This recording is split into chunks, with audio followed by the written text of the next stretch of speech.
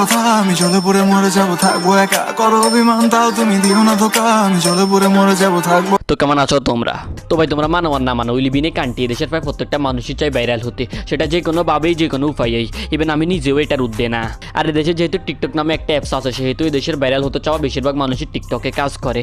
আর টিকটকে কাজ করা ছেলেগুলো তো তাও ছাপড়িগিরি আর বেঞ্চুদির ভিতরে সীমাবদ্ধ আছে, কিন্তু বিনা কোনো ট্যালেন্টে ভাইরাল হওয়ার জন্য টিকটকে কাজ করা মেয়েগুলো তো ছাপড়িগিরি আর বেঞ্চুদির লেভেল ছাড়িয়ে এখন অশ্লীলতার যত নিম্ন পর্যায়ে যাওয়া যায় সেখানে চলে গেছে। বলো না কথা আমি জলে পড়ে মরে যাবো, থাকবো একা, করো অভিমান তাও তুমি দিও না ধোকা, আমি জলে পড়ে মরে যাবো, থাকবো একা। মানে বই তুই টিকটক ভিডিও বানাবি, ছাদের উপরে উঠে বৃষ্টিতে ভিজে নিজের শরীরের সাথে জামা কাপড় চিপকাই তুই টিকটক ভিডিওতে নিজের শরীর প্রদর্শন করবি, ওইটা নিয়েও আমার হাজারগুলো প্রশ্ন আছে। তবে আজকে আমি ওইগুলো নিয়ে কিছু বলবো না তোরে, কেননা আমি তোরে নিয়ে আগেও একটা ভিডিও বানাইছি, যেটার লিঙ্ক আমি ডিসক্রিপশন বক্সে দিয়ে রাখছি।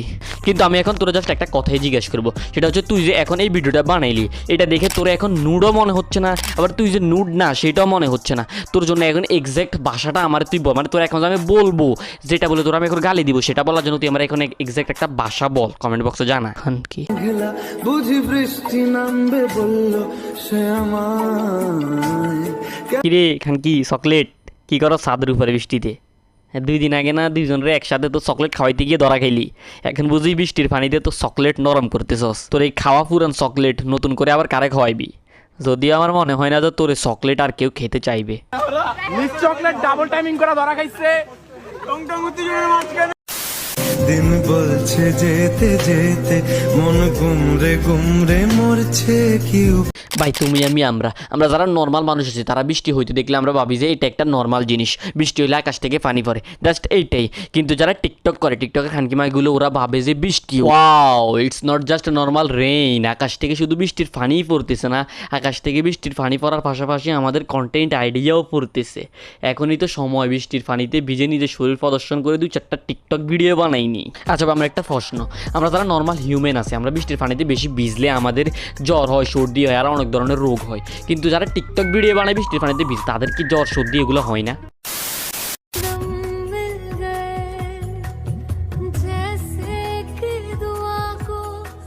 ওরা হাজব্যান্ড ওয়াইফ নাকি অন্য কিছু, আমি এটা জানার একদমই প্রয়োজন মনে করি না। আমি জাস্ট এটাই বলবো যে রে তোদের কি লজ্জা শরম নাই? তোরা বেডরুমের কাজ বেডরুমে নেই করবি, তোরা বেডরুমের কাজ কেন টিকটকে এসে ওপেন ক্যামেরাই করতেছস? আচ্ছা যা আমি মানলাম যে তোরা টিকটক ভিডিও বানাইতেছস, তাই তোরা তোদের বেনরাও সাইডে রেখে দিছস, তোরা তোদের লজ্জা শরমকেও এক সাইডে রেখে দিছস। তাই বলে কি তোদের এতটুকু বোধ কাজ করতেছে না যে কোনটা ওপেন ক্যামেরায় করা উচিত আর কোনটা অফ ক্যামেরায়? এখন অনেক সুশীল মানুষ আমার এসে গালি দিবে যে ভাই এটা তো হচ্ছে একটা নর্মাল জিনিস, এটাতে এরকম এক্সট্রিম লেভেলের রিয়াকশান দেওয়ার কি আছে? মাদার চোদ শুন, এটা কোনো নর্মাল কিছু না। এটা নর্মাল হইতো যদি এটা কোনো সিনেমা বা নাটকের শুটিং হইতো তখন, এখন এটা তো কোনো সিনেমা বা নাটকের শুটিং না।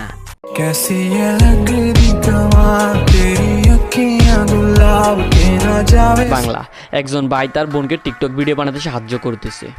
English, a step brother helps his step sister to make a TikTok video.